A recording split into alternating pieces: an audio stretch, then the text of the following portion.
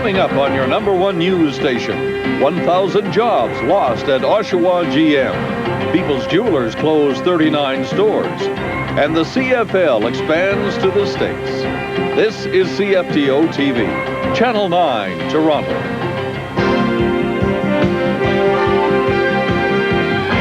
World Beat News with Tom Gibney and Kate Wheeler. Good evening. Well, you can button up your overcoat, set the alarm a little earlier tomorrow morning. Kate? Another winter storm is raging across the central United States, aiming heavy snow, sleet, and freezing rain at Metro's morning rush hour. CFTO's Dave Duvall is tracking that storm right now. Dave?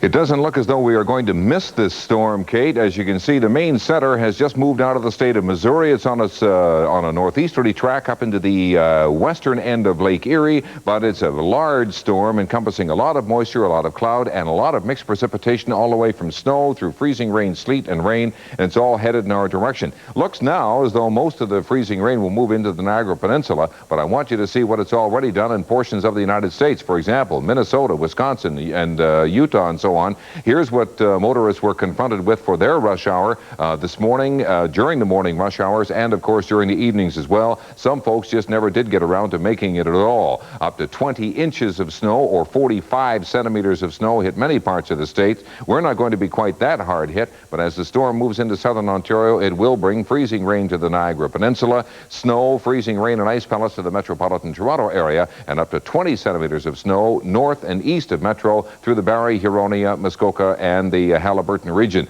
So we'll track this storm out of Missouri into Lake Erie, and I'll be back with the specifics of the forecast a little later on. Kate? Thanks, Dave. In other news, 1,000 General Motors jobs will disappear in Oshawa in the next 12 months. The word today from GM Canada President George Peoples. Oshawa plants 1 and 2 will shut down in November while the plants retool for production of a new Chevrolet Lumina. 7,400 people will be temporarily laid off. Recalls will begin in January '94, and by June, a total of 6,000 to 6,500 workers will be back at work. But that still means a permanent loss of over 1,000 full-time jobs. The CAW's Buzz Hargrove calls it a good news, bad news situation, as the new dollar investment in robotics will position the plants well for the future, ensuring secure jobs, but jobs for fewer people.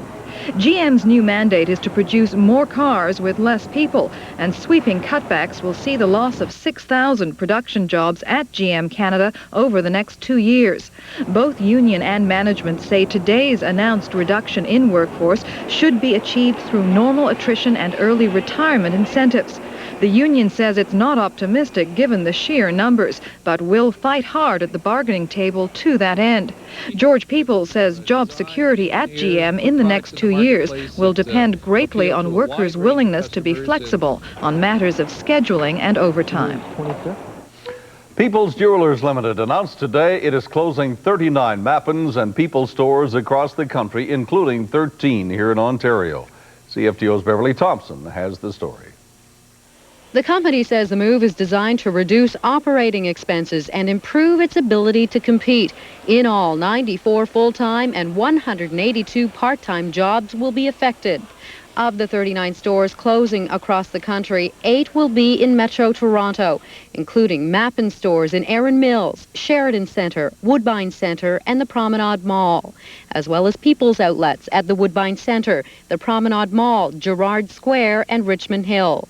There are also a number of managerial changes, including the appointment of Irving Gerstein as president, in addition to his responsibilities as chairman and chief executive officer. The move to restructure was not unexpected. Late last month, People's called retail conditions the worst in 60 years and fell under pressure from its creditors. At that time, it received a court order preventing its lenders from taking any action until March 31st of this year. The People's announcement comes just 1 day after Burks & Sons filed for bankruptcy protection. The family-owned and run business is also planning to close more than 80 of its 150 Canadian stores. So far, there's no word on how many jobs will be affected there. Beverly Thompson, CFTO News. 6 members of a North York family are in hospital tonight with carbon monoxide poisoning. Police say the 2 adults and 4 children were using a barbecue to heat their home. CFTO's Peter Durant reports. The family was transferred to Toronto General Hospital early this afternoon after being rushed to York Finch Hospital early this morning. Police say the parents and their children, between the ages of 2 and 12, had been living in one room of a townhouse unit at 2901 Jane Street since their hydro had been disconnected in December for non-payment of bills. They had been using an outdoor barbecue for heat. Staff Sergeant Robert Pryor says police were called to the townhouse at around 8 o'clock this morning. During the night, they were overcome by the fumes, carbon monoxide, and consequently, one of the children this morning woke up and went outside, notified a neighbor who called an ambulance. North York Hydro says the power was shut off after the family had received repeated warnings to pay their bills. The family is listed in fair condition tonight at Toronto General Hospital. Their prognosis favorable. Meanwhile, it's not known when they'll be released. Peter Durant, CFTO News. A Metro policeman has been found guilty of discreditable conduct. The head of a police tribunal says common decency took a holiday.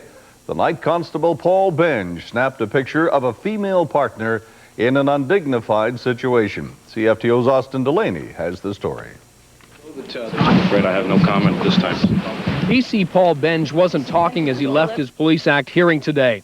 His face is covered because of ongoing undercover work. Benge must forfeit 5 days off for taking a Polaroid picture of former Constable Beverly Archer as she urinated in Etobicoke's Lloyd Manor Plaza behind 2 parked cars during an undercover drug operation in 1991. Detective Nelson Andrew was found not guilty of insubordination in the case. In his ruling today, Superintendent Duncan Wilson said PC Benge went beyond the bounds of decency and respect. He was unprofessional and irresponsible and exhibited extremely bad taste. He went on to say there is no doubt the public's respect for the Metro Toronto Police has been blemished by this episode.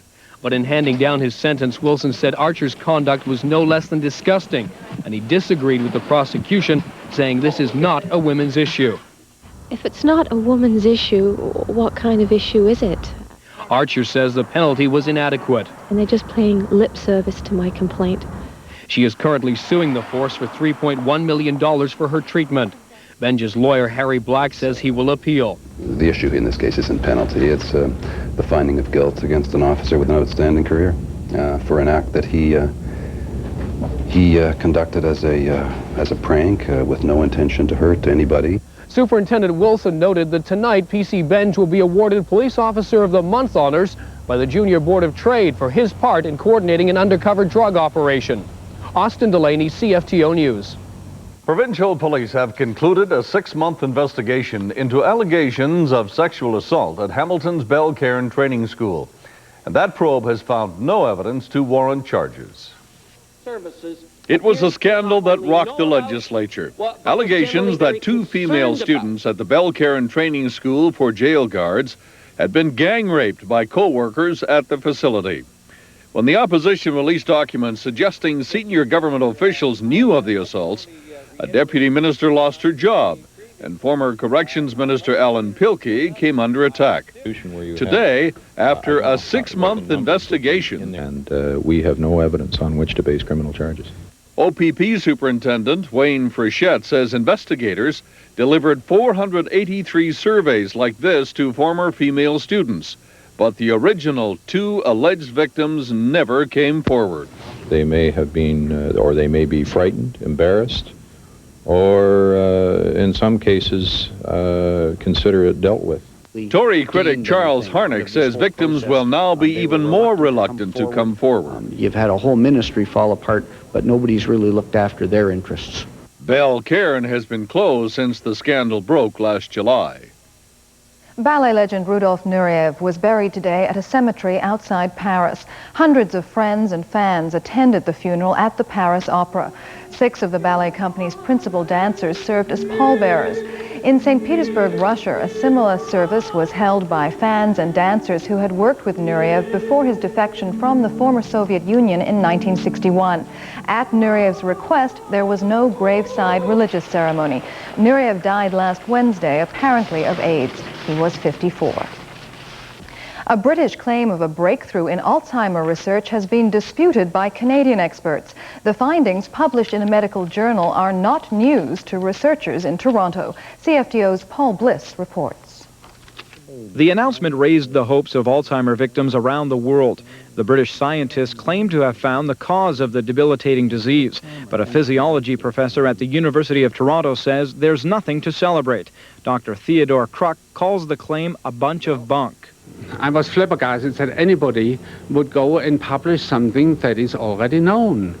And I was surprised, and I do understand the media. They are not scientists, they don't know the background, what happened 5 years ago.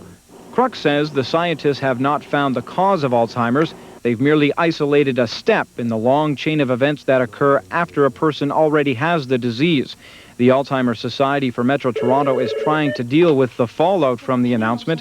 Christine Hill Caballero says the phone operators are ready to break the bad news to people who call.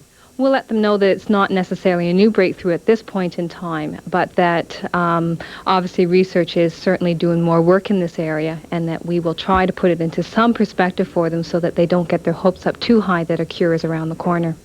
Despite their disappointment, researchers, victims, and caregivers are hoping some good will come of this story. They say the scientists may not have found the cause of Alzheimer's disease, but they have managed to raise awareness. Paul Bliss, CFTO News. Quebec Premier Robert Bourassa, who is fighting cancer, is back in Montreal from a Florida vacation and says he is ready to continue governing for as long as possible. Bourassa underwent surgery last week in Washington, D.C., and there are reports that the Quebec Premier will make a decision about his political future in April when treatment results are complete. Bourassa says he has yet to decide whether he will take the experimental cancer drug interleukin-2. Mentioned, it is true that I will have to take a decision about the treatment I will have after the middle of February. But now I'm ready to work, and I'm going back to Quebec City in a few moments, and I will have a cabinet meeting tomorrow. Premier Bob Rae says deficit spending is okay if a government is borrowing for good reasons. Speaking to the Home Builders Association, Rae hinted that the provincial deficit may be much higher than expected. CFTO's Julie Roper reports. Rae insisted today that we mustn't get so hung up on the question of debt. The Premier suggested good debt is when governments borrow to invest in roads, transportation, education, anything to spur economic recovery, he says, is okay. The issue is, why are we borrowing? What are we borrowing for? And what are we borrowing against, if you like? The assets of this province are enormous. The potential of this province is enormous. The NDP has been forecasting a $9.9 billion deficit this fiscal year, but Finance Minister Floyd Logren has suggested it could be more like $12.3 billion. And addressing the pre-budget Standing Committee on Finance and Economic Affairs today, Logren too outlined a funding approach for economic renewal, not ruling out tax increases. Meanwhile, opposition parties are questioning the revenue side of Logren's budget, saying he projected $48 billion in revenue in November and has lowered that to $43.8 billion. Critics queried whether he would use the excess to reduce the deficit in the budget and soften the blow for the public. Logren denies he's deliberately lowballing revenue figures. Julie Roper, CFTO News. This has been proclaimed Glenn Cochran Day in the city of Scarborough. And that is not the only honor to be bestowed upon our man Glenn as he prepares to retire this Friday after 25 years with Channel 9. Here's CFTO's Paul Rogers with that story. Glenn Cochran can now add honorary Scarborough Fire Chief to his long list of credentials. And it's a perfect fit. It's only fitting that the firefighters at Scarborough's number 10 station should salute Glenn. Both work tirelessly for the community. And no chauffeured limousines for Glenn on this special week. He's traveling in style.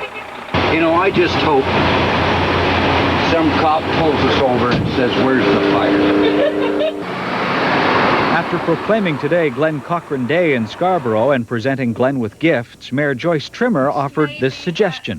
Scarborough should have its own firefighters calendar, and guess who we think should be the #1 model? Just think of it, Glenn Cochran on a calendar. Well, maybe the world's not quite ready for that just yet. Over the years, Scarborough was a favorite hunting ground for Glenn as he searched for stories. Once he uncovered a sordid romance at the Metro Zoo, and here's that simian soap opera now in another Cochran classic from 1987. One of the things that zoo patrons like is the peaceful atmosphere around the gorillas, but underneath those somnolent exteriors boils a complicated cauldron of emotions. The plot involves Barney, a 15-year-old male lowland gorilla. Barney is close with Caroline, an attractive female. In fact, he is more than close. Caroline has had his baby, Catherine, who, despite a close attachment to Mother, is showing signs of becoming a rebellious teenager.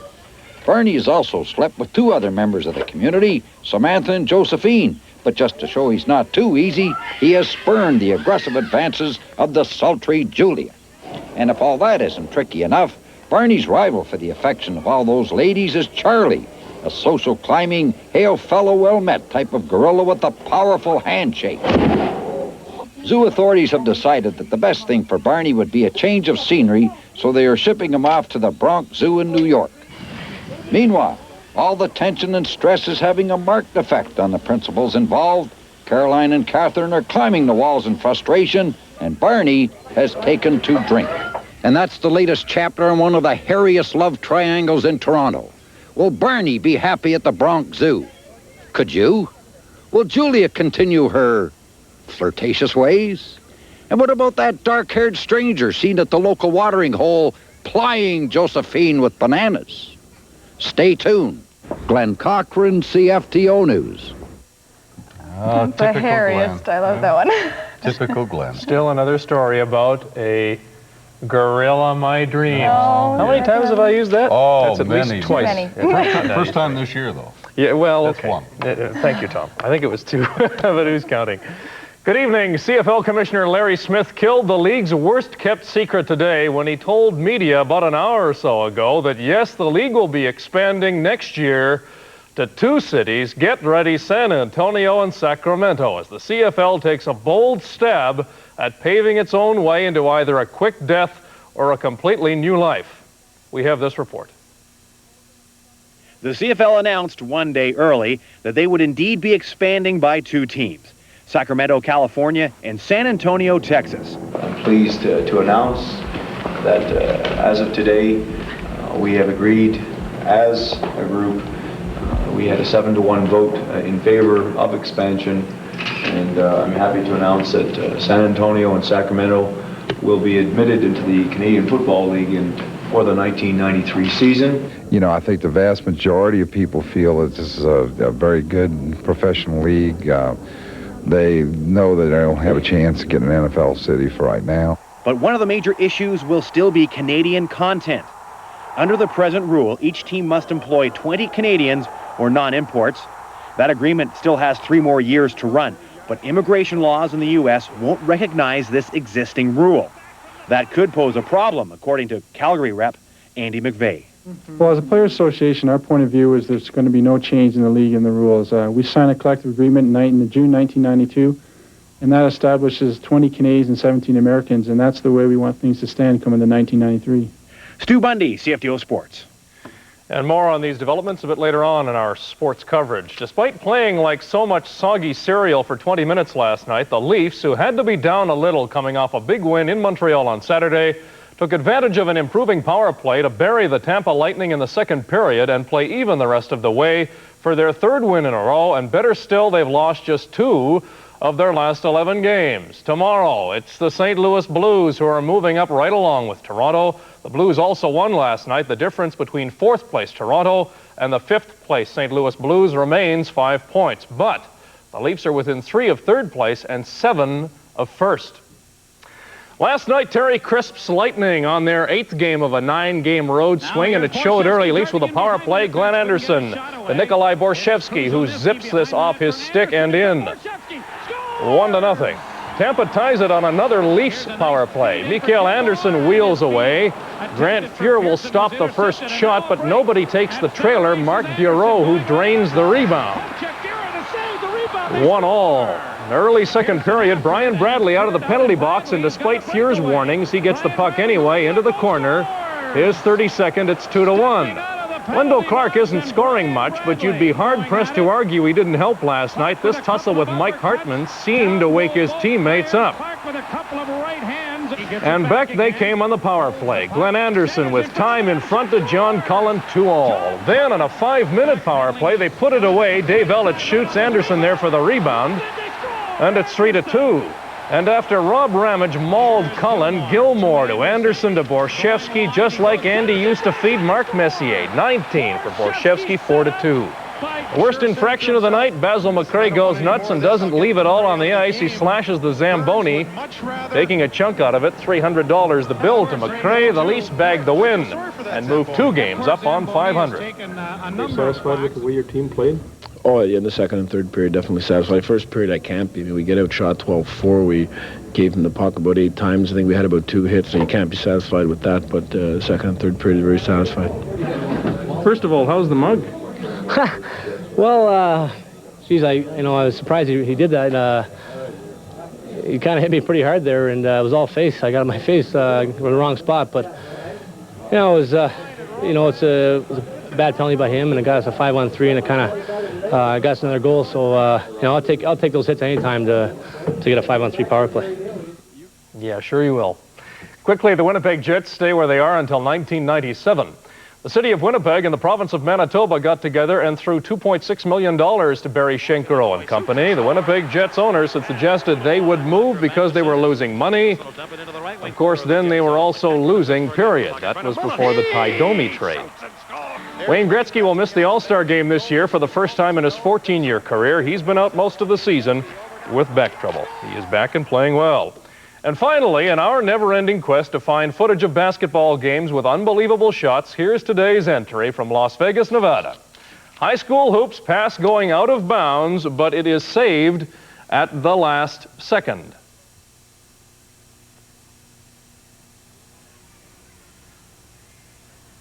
For 2 points. I like the guy with his hands over his head. The replay, the ball's still alive as it rings off the backboard and through for 2. Our play of the week so far in sports.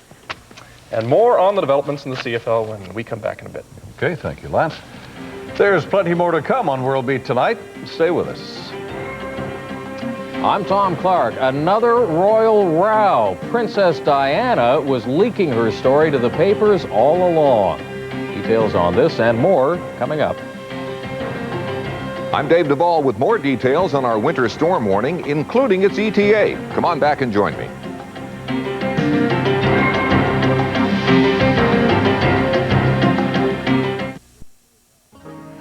So?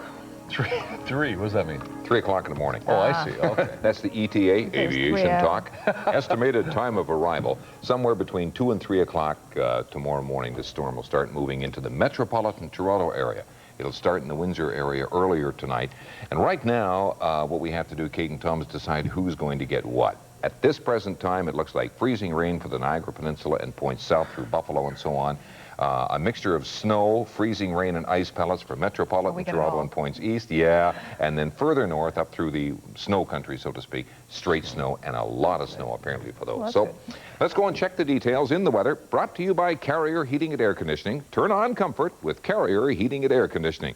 Well, today was a very quiet day in southern Ontario, dull, quiet, not much by way of wind or temperature at all. And as a matter of fact, Peter Leclerc went out and videotaped some kids figure skating and skating around in Thompson Park today, but wasn't a great day at all. His light burned out. He didn't have much light, so that's why you're not seeing anything here. Let's go to the satellite, and I'll tell you about these storms that are headed in our direction. The main one, as I said earlier, appears to be moving out of the state of Missouri on a track that'll take it up to the east end of Lake Erie. Now, it looks as though the warm front that you're looking at here will move far enough north to keep us, most of us, in the lower lakes of Erie and Ontario, right along the borderline between the rain, the freezing rain, and then the snow to the north. So as this whole system moves in our direction, here's what's going to happen. Overcast skies and snow will move into the Atlantic provinces. The two storms will join up. There's one moving up the Atlantic coast, and there'll be overcast skies with snow not only in Quebec but also in Ontario. But in behind all of this, frequent sunny periods across the Canadian West and some continuing cool temperatures.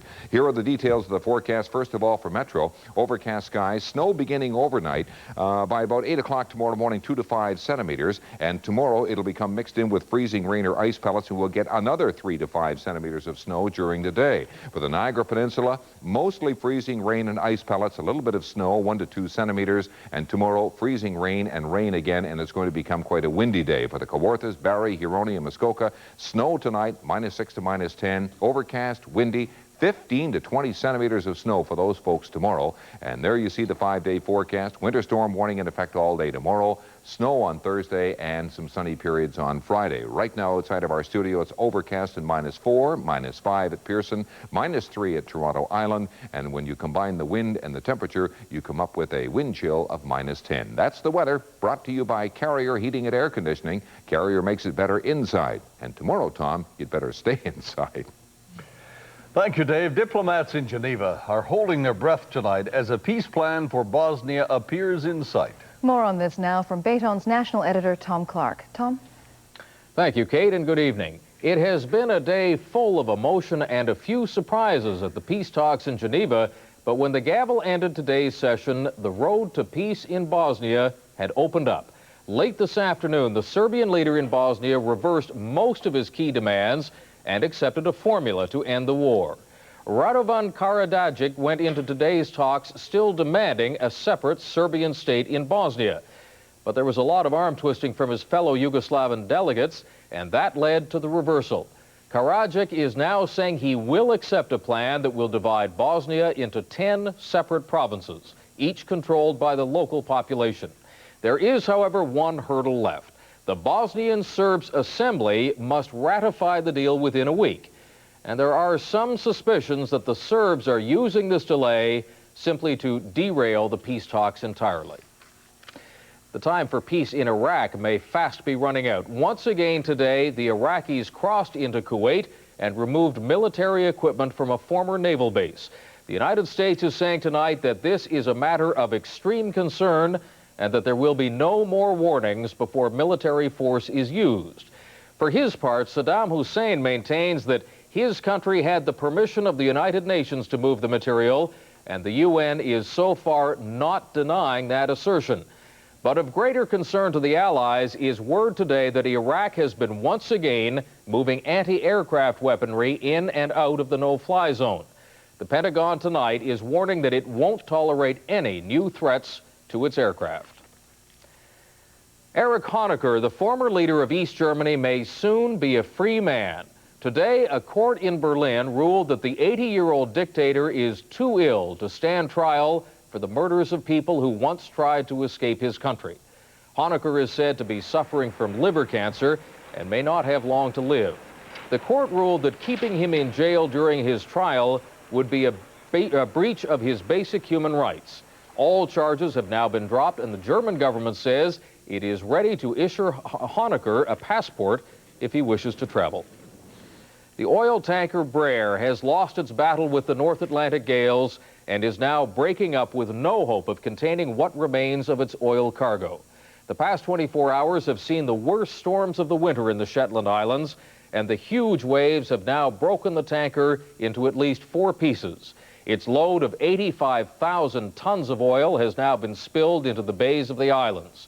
Already, hundreds of birds, otters, seals, and other wildlife have died in what was once the most important wildlife area of Western Europe.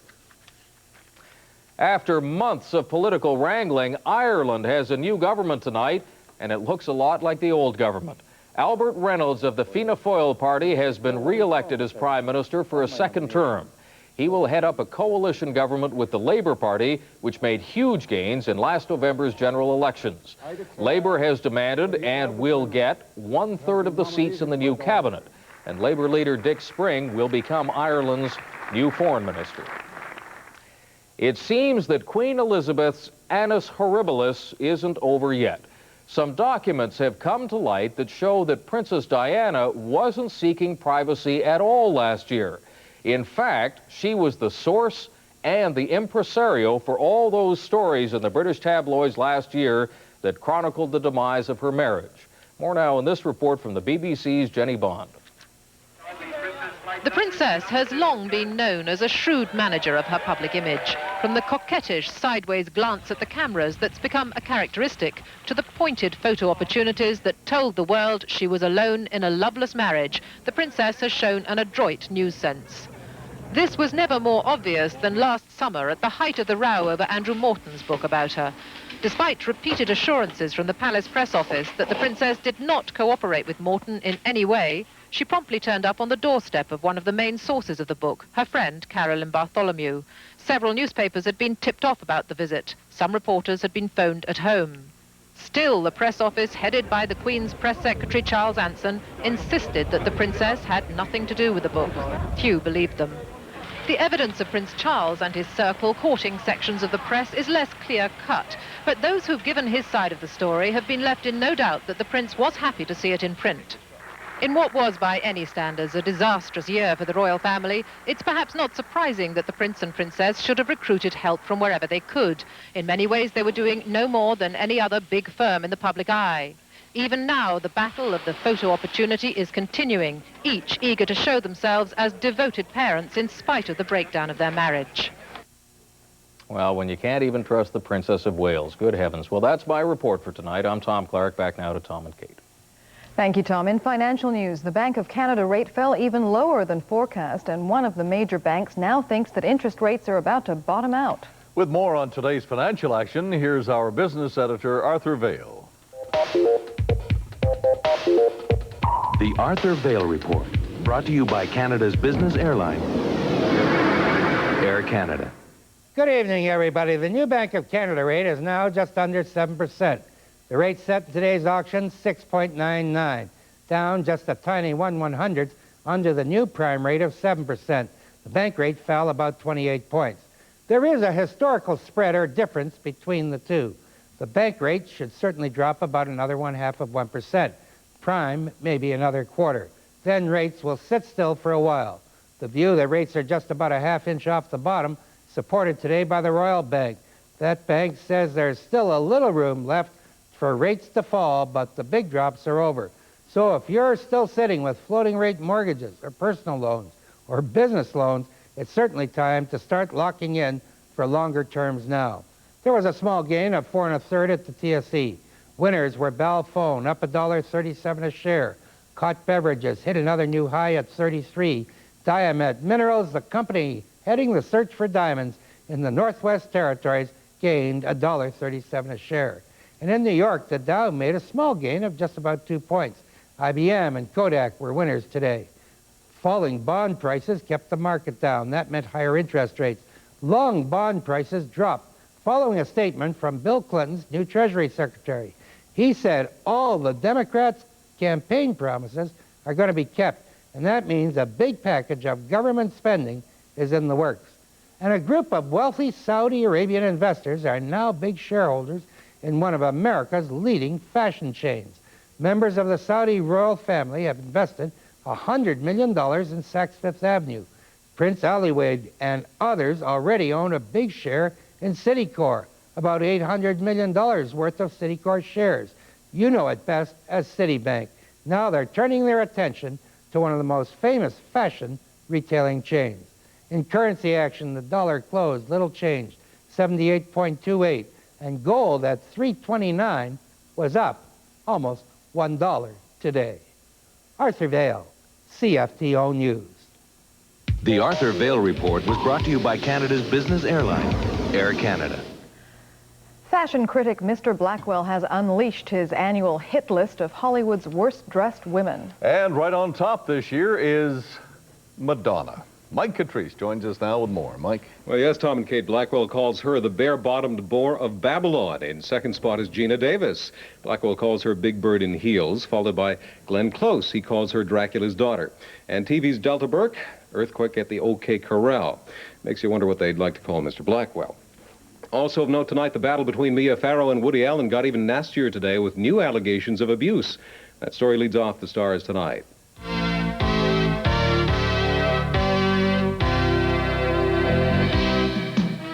Farrow's lawyers today accused Woody of pushing his 7-year-old daughter's face into a plate of hot spaghetti and twisting his 4-year-old son's legs until he screamed in pain. They also claim that the young children walked in on Woody while he was engaged in sex with Farrow's 21-year-old adopted daughter, Soon Yi.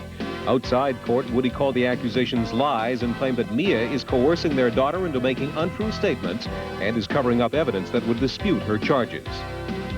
Lawyers for Michael Jackson are denying that he ever insisted on being the only performer at next week's presidential inauguration.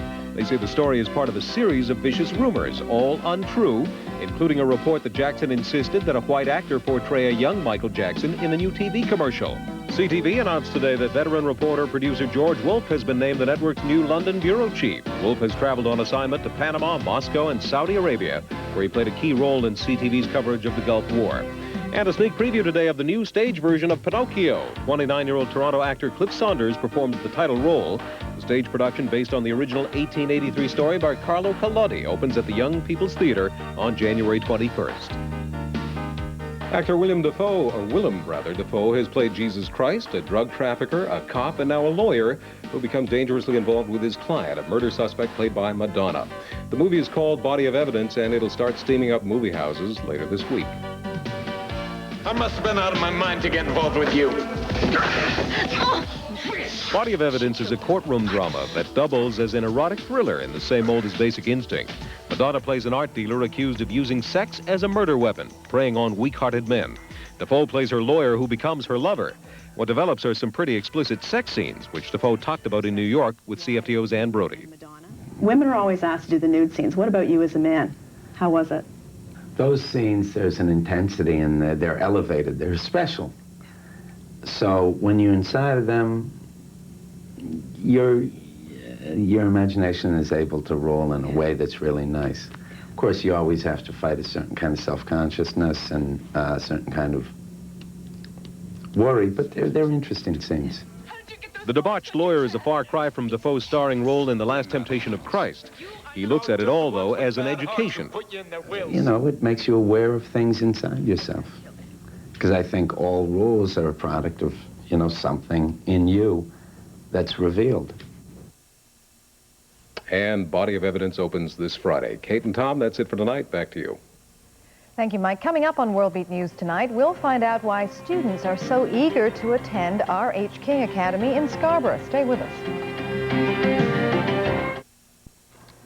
More than 2 million Canadians now speak a language other than English and French. In Metro, 1 in 4 families speak a third language.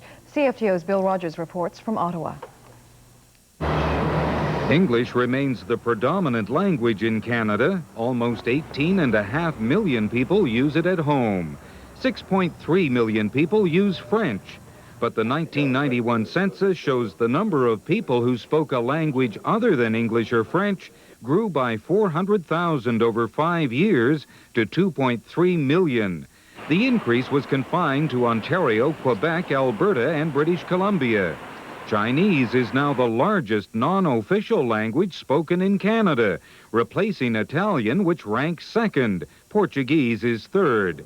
Not surprisingly, Metro Toronto, Vancouver, and Ottawa Hull are the urban centers showing the greatest language diversity.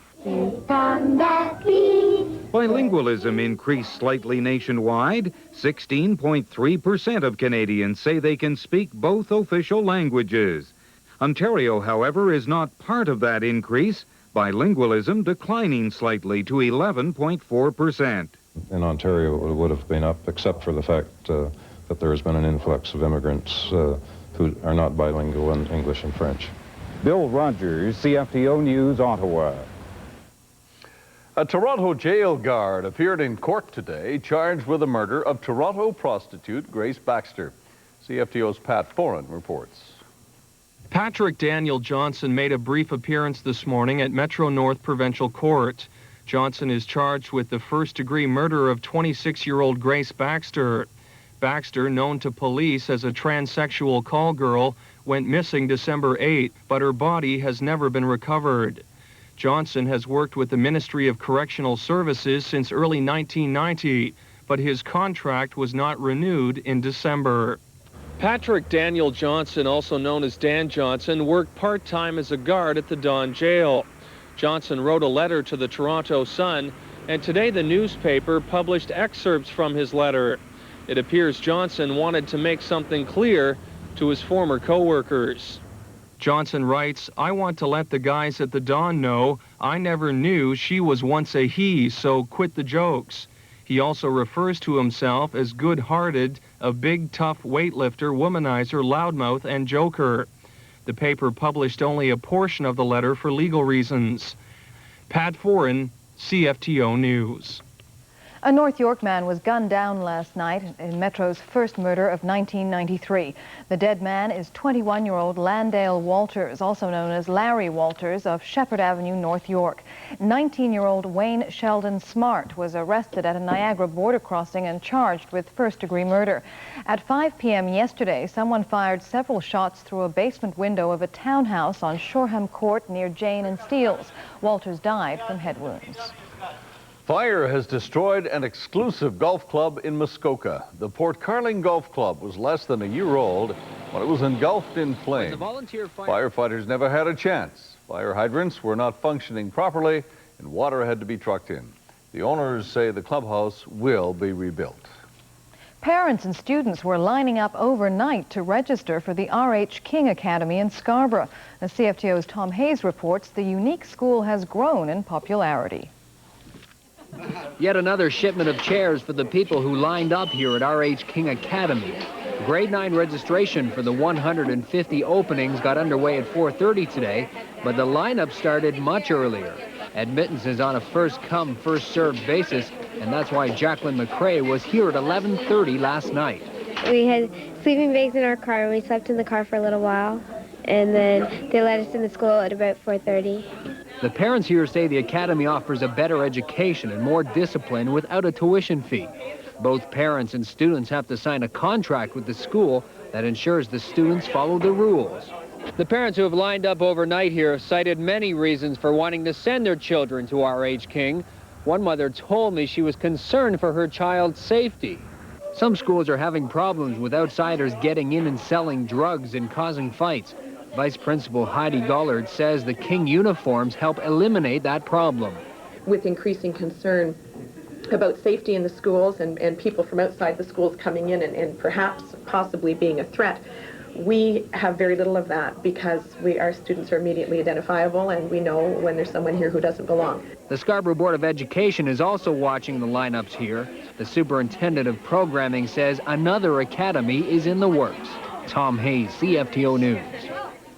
Sports is next, and here's Lance. Thank you, Tom. We're going to make track. The World Track and Field Championships play out in March in Toronto at Skydome, which was fitted today for a 60-meter sprint track and a 200-meter oval. The championships take place March 12th to 14th. The big deal here is that the sprint track is located outside the oval. There's Ben. It's not part of it, giving fans a better look at the 60 dash and the 60 hurdles. There's McCoy on his left. The lanes alternately blue and gold. They were tried out by Ben, Mark, and Mike Smith, among others, today. It's going to be a world-class event, and in accordance with that, we have one of the best indoor tracks in the world, and I'm looking forward to racing on it. Every time I've run in Toronto, at the games down at the Gardens, it's been a feeling that I've never had even at the Olympics. There's not very often I get to run here, and I got my family, a lot of friends here, and it really pumps you up, and you really want to do well. And I've always done well in Toronto, and I don't see that March will be any different. Two teams added to the Canadian Football League for next year, not Halifax and Montreal, as some would have hoped. I would have liked to see Halifax, but the numbers suggest San Antonio and Sacramento. Going once, going twice. Are they going down a third and final time? Here's a hint in tonight's Sporting Moment with Jerry Dobson. Jerry? Okay, so how happy is Commissioner Larry Smith with his new and expanded Canadian Football League? Well, he's so happy he couldn't contain himself, so he made the announcement one day sooner than he said he would. The question is, how happy are they in San Antonio and Sacramento? Or maybe the question should be, does anyone in either town even know they've got a team? Evidence suggests Canadian football might be a little more obscure to Texans and Californians than Canadian winters. In San Antonio, interest seems marginal, but they have one strong selling point. Their brand spanking new Alamo Dome should create the Skydome effect. The novelty may help them in their first year. In Sacramento, interest may be a little higher, at least that's what they tell us there. So opening day should be fun. How about the Argos and the Rocket kicking things off in Sacramento, and maybe Doug Flutie and the Stampeders visiting San Antonio? That's the best that this league has to offer. Texans and Californians will tell us if it's enough. Lance, back to you. It was a game he really wanted to win, but he'd be glad to tie it. Ron Smith tied his old team last night, and the best highlight of the evening comes courtesy the New York Rangers in Vancouver. Here's the 1 Minute Sports Reel.